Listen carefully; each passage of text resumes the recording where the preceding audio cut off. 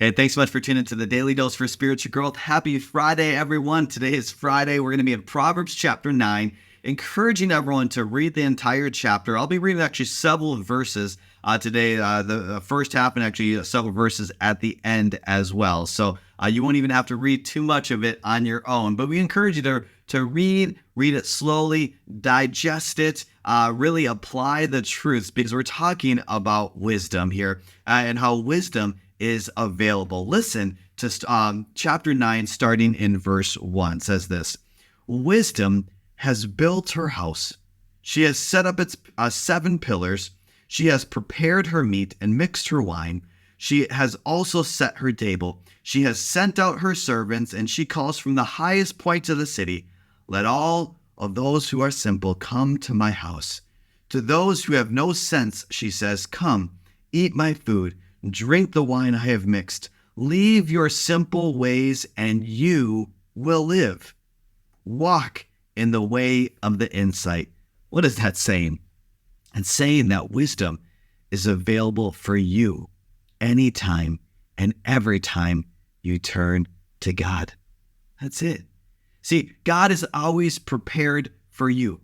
Whatever you need, whatever you're going through, whatever struggle, whatever hang up, whatever valley you may find yourself in, you turn to Him, and God has the right tools for you to get out of it. Every time.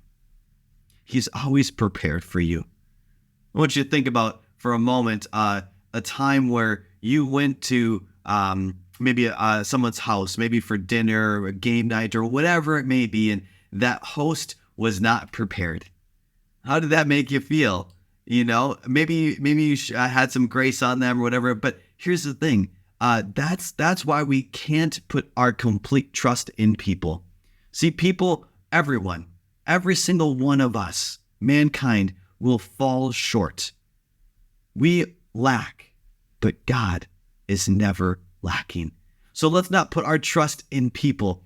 Let's put our trust in God, who is always ready, who is always available, and always prepared.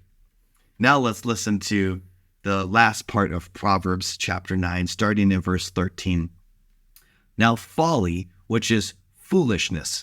Foolishness is an unruly woman.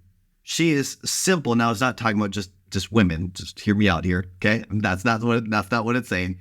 That's just relating to it, and calling, just like how wisdom, it was referred to gender in the beginning of chapter 9.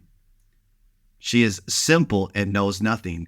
She sits at the door of her house, on a seat and at the highest point of the city, calling out to those who pass by, who go straight on their way, and says this: "Let all who are simple come to my house.